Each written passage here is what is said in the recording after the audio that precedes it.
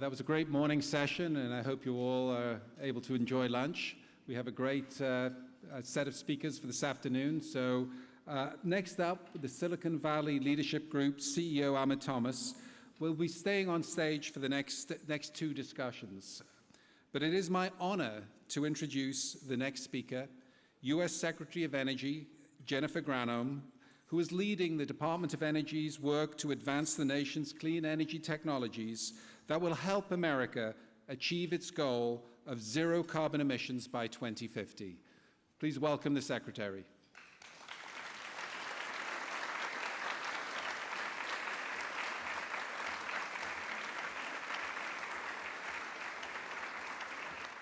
Thank you. Great. Thank you so much. Welcome, Secretary Granholm. And I got to say at the top, you are a Cal grad. You went to high school down the street in San Carlos. I hope we're showing you love when you come back to California. I appreciate it. I'm looking forward to getting a box lunch when I leave. Very good. Well, I will jump right to it. We've got about 20 minutes with the Secretary and some time for Q&A. This is Silicon Valley. There's no writing questions on a card, so get your questions in on your app, and I'll make sure to get to as many of them as we can. But first, funding and investment. I want to talk about investment, innovation, and implementation.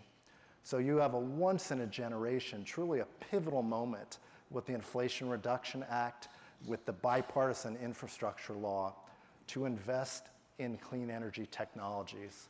How's that going? Can you give us some updates around that? I'm sure you all are seeing what's happening across the country. It's amazing that policy actually works. What these bills, and I would include the troika of bills, right? I would include the CHIPS Act in there, right. The Invest in America agenda, we're calling it. It's just unleashed this wave of investment across the nation. So if you just look at, in my column of the world, just look at the battery space. 106, now of course we all know that the components in batteries often have been made in Asia. We want to be competitive. Since these bills have been passed, 160 battery companies have announced they're coming or expanding in the United States. And when I say battery companies, I'm talking about the full supply chain, anode, cathode, separator material, electrolyte, as well as extraction processing. That whole supply chain, soup to nuts, is over $100 billion have been announced and are being invested across the country. 51 now again, we know solar panels. China had a strategic plan to be able to, have corner the market in solar panel manufacturing. Because of the passage of these bills and the incentives for manufacturing and siting, 51 and counting, since these laws were passed, have announced they're coming and expanding. I mean, it is just astonishing to see this wave of investment happening across the country and happening in places that have been left behind, honestly. Right. It's super exciting. I'll just give you one example. Yeah. 2 weeks ago, I was in Weirton, West Virginia. Weirton is a former steel town. And when the steel industry was brought to its knees because of dumping and globalization and competition, the steel factory in Weirton, which employed thousands of people, shut down. 2 weeks ago, I was there, and on the place where they forged steel, we were groundbreaking for an iron air battery company, utility scale battery company. The whole community was there. The mayor, the city council. Talked to this one city council guy named Tim Connell, and he said, my grandfather worked at that steel mill. My father worked at that steel mill. I worked at that steel mill. I wanted my kids to work at that steel mill, but the plant closed. My kids moved away. They've lost a third of the population in that town because it was basically a one-company town. And now we gave them, through this policy, the gift of rebirth, really, a phoenix rising from the ashes. And that story is happening kind of in pockets all across the country. Well, that's worth a round of applause. Great, right? It's so great. Well, first of all, thank you. Thank you for your leadership. Thank you for that transformative change that you're driving via these investments. A bit of a parochial question, maybe place-based to Silicon Valley. where do you see you've got tech and innovation leaders spread throughout this audience, where are the opportunities for our Silicon Valley companies and the executives here connected to these investments in your view? Well, as you can imagine, a lot of these companies across the nation were born here, right? The ideas were born here. I think, this is something that I have long said. I was governor of Michigan too, and we used to compete against California and Texas and other places for manufacturing. Sure. I mean, you used to be the Silicon Valley manufacturing That's group, true. right? Yeah. But that's gone.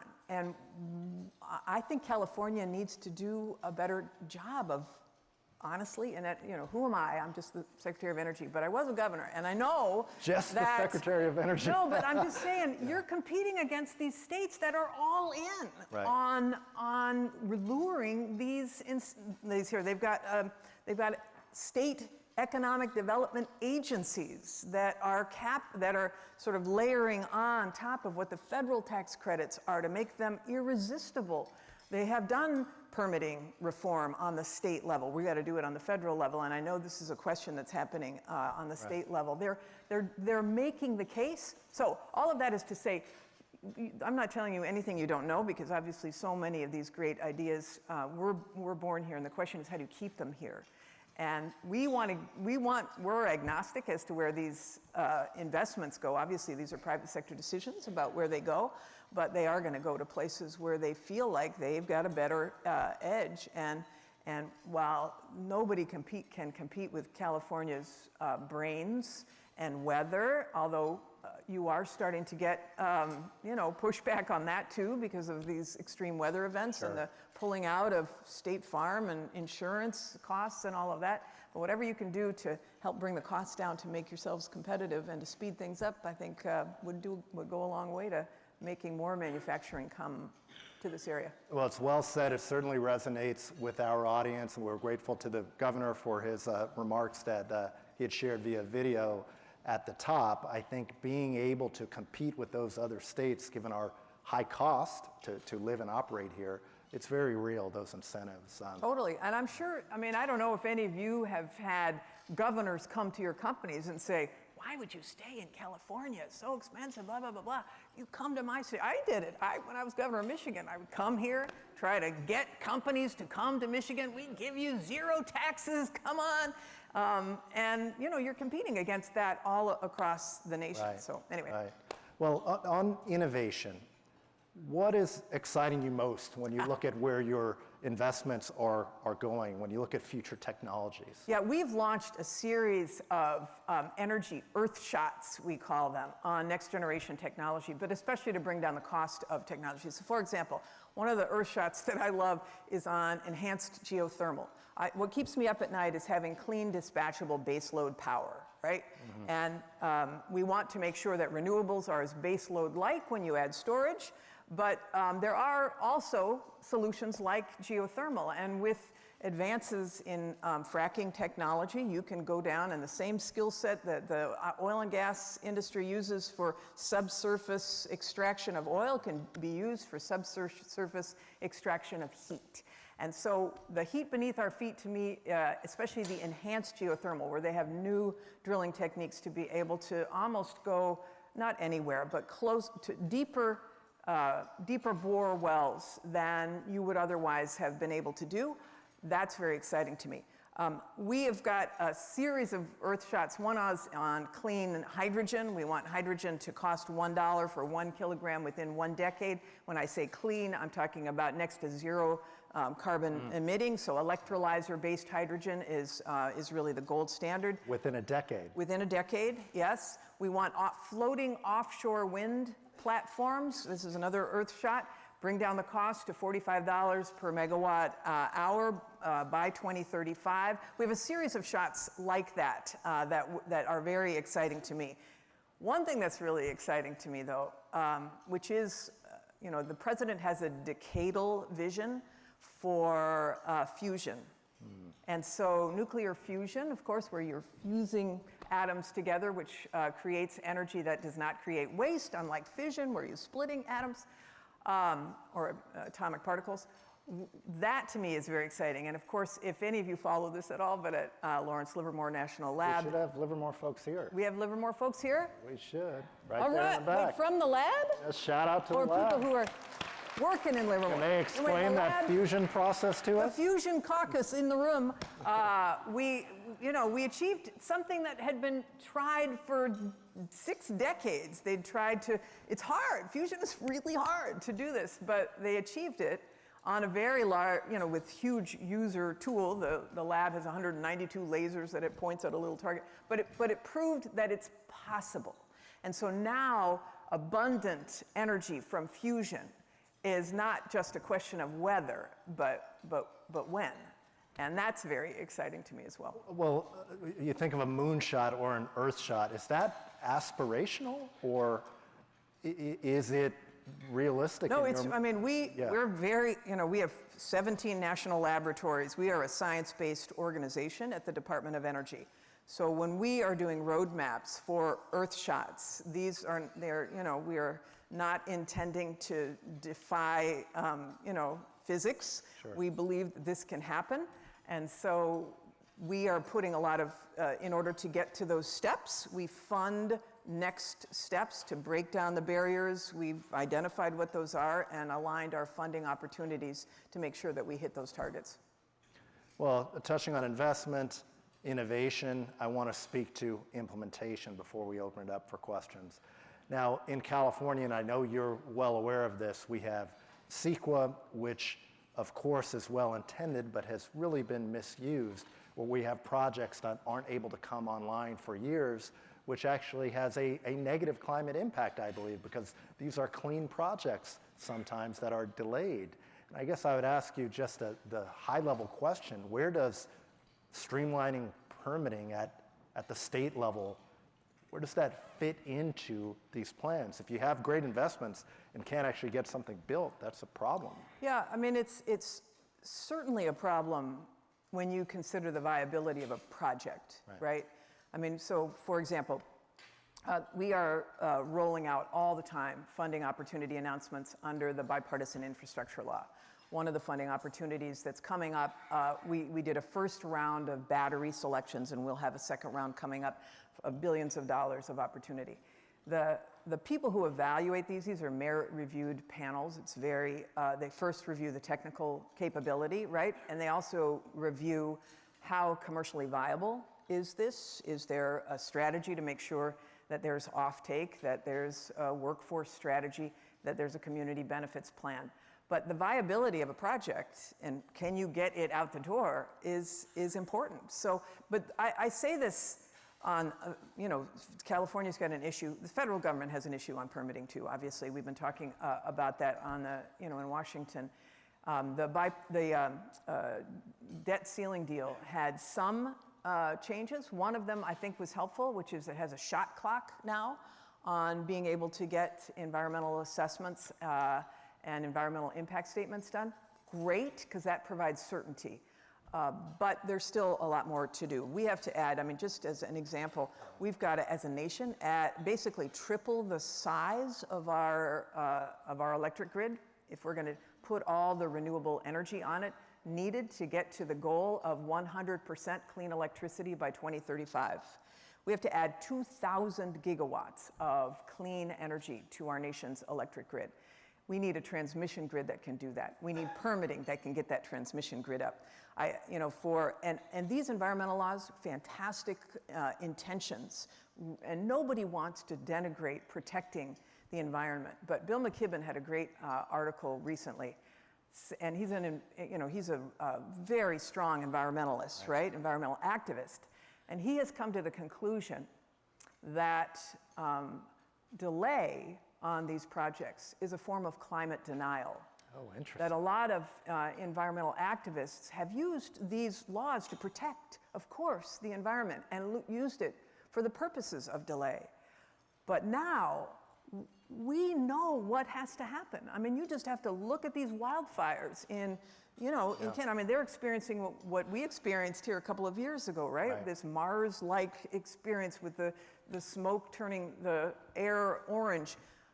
It's everywhere. We spent $165 billion as a nation last year just cleaning up after these extreme weather events. It is on our doorstep. So we can no longer, the very environmental area or species that we are seeking to protect with these laws are going to be damaged by climate change if we do not act with alacrity. So, bottom line is, I think every state, including California and the federal government, have to get our act together to realize you will protect the environment if you act on climate. That deserves a round of applause. Yeah.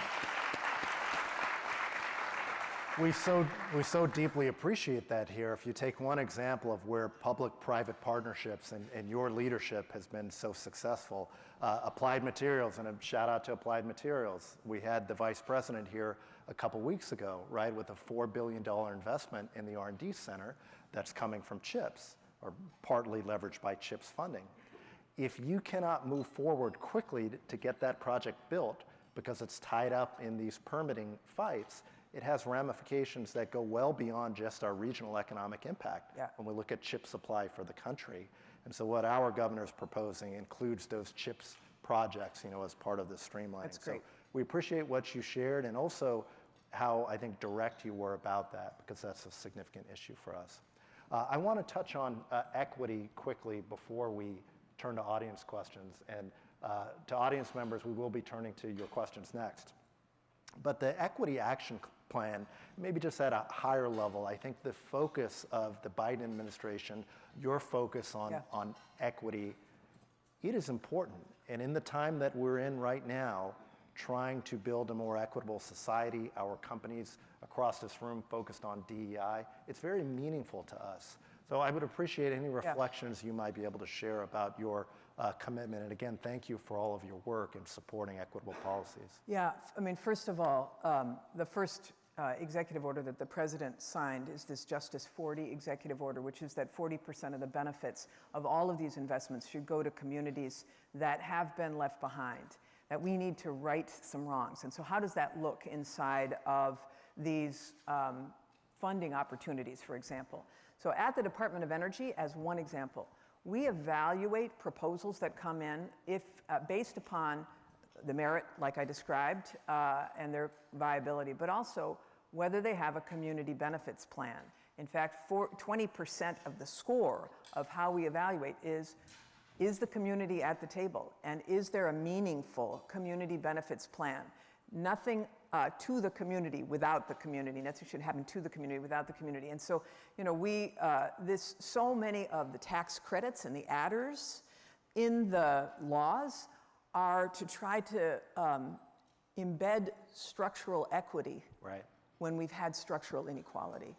And so just as one example, which is just astonishing, if you want to do a solar project, for example, a distributed solar project, rooftop solar, and you decide that you want to go to a low or moderate income area, a disadvantaged community, and put your solar panels on homes that are for low and moderate income people. You get your 30% tax credit off the top. You get another 20% if it involves low income housing. You get another 10% for going to a disadvantaged community. So now that's 60%. You get another 10% for domestic content. You can get a 70% tax credit by choosing to locate this project in a disadvantaged community.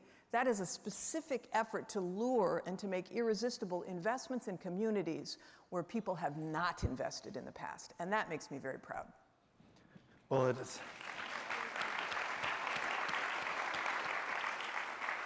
It's certainly deeply needed, and I think that's a good segue. One of the audience questions is about funding, and it says, most federal funding goes to big cities and now rural disadvantaged ones, but many of us are in small, suburban, under-resourced communities hammered by big transportation like SFO. Maybe someone in San Mateo County asking this. What can be done for middle cut-through communities? As a governor, I'm sure you appreciate the question. Yeah, I mean, I encourage any community who may be represented here to make sure you go to, I mean, I'll say the DOE website, but this is true for the, if there's an agricultural interest, and it may be an agricultural and rural community, it may be a community that has a port or is bisected by a big piece of infrastructure. Every one of the departments, whether it's Department of Agriculture, Department of Transportation, Department of Energy, or the EPA, we have all got significant funds now to try to repair the damage caused by previous decisions. And so, and we also, depending on the size of the community, especially this is true for tribal communities, we offer significant technical assistance as well to be able to help communities be able to apply. And a lot of us, it's true in the Department of Energy, we're revamping a lot of our programming, especially as it relates to small and rural and disadvantaged communities, to make the application process much more simple. Now, that is not true in the larger programs. Those are still pretty complicated. If you went to the Loan Programs Office, I don't know if Jigar Shah has spoken to this entity, but I'm sure a number of you know him. He runs our Loan Programs Office. He's got $400 billion to be able to invest in projects that fill in the supply chain gaps and that really will continue to drive incredible change in terms of manufacturing.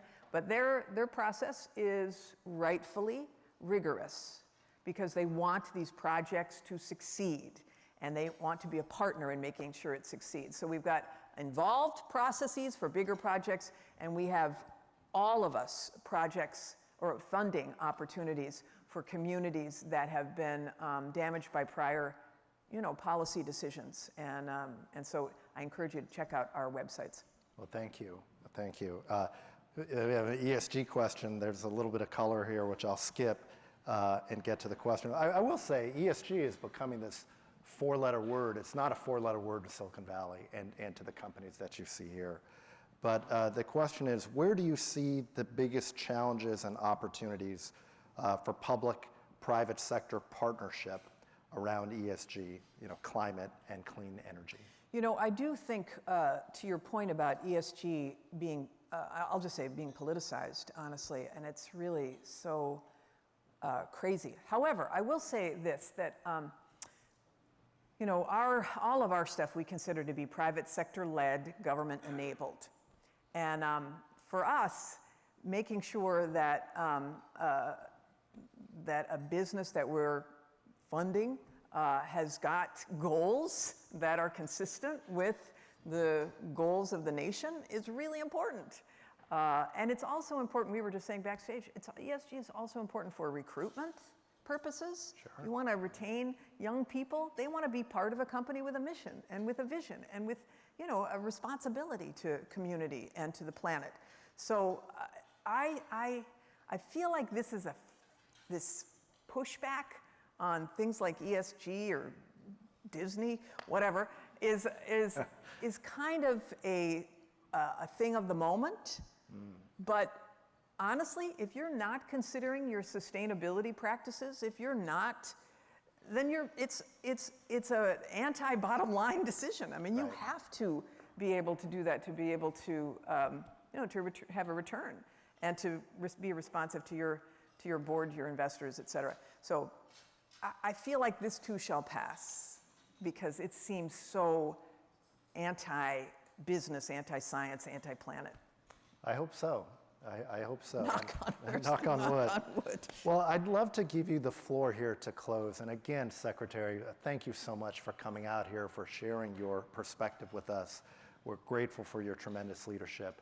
What would you leave us with to inspire the climate change leaders in this room, what you're optimistic about as you close? I'm so bullish on what is happening right now. I feel like our team at the Department of Energy, we just pinch ourselves every day because we feel like, oh my God, what a time to be in this space. And you in the private sector who are in this, clean energy space. Wow, that is so powerful. Well, thank you very much. Thank you, Secretary. Thank you so much. Appreciate Thanks, everybody. We have Thank never you. had the momentum that we have right now. The United States has become the irresistible nation to invest in if you are a clean energy business. And if you look just at the data coming out of deployment, this morning, Wood Mackenzie was saying that our investments in deployment of solar in the first quarter was the highest it's ever been. The fact that Bloomberg New Energy Finance this morning said that they've revised their electric vehicle uptake numbers and that by 2026, 28% of new vehicles sold will be EVs. These data points just keep coming. And I don't know, this is so exciting of a time for the now, as well as for what we are going to do to bend the curve to heal our planet. And it's true, I'll just say this globally as well. Other nations are looking to what we have done and are seeking to either replicate or their businesses are seeking to move here. So we're really, this is an amazing time. Sometimes, you know, when you're in the middle of a history-making moment, an inflection point, you don't know it because you're in the middle of it. But I think we'll look back and say, oh my God, this was a consequential moment where we really started to heal the planet. Thanks. Wow, that is so powerful. Well, thank you very much. You bet. Thank you, Secretary. Thank you so much. Appreciate Thanks, it. everybody. Thank you.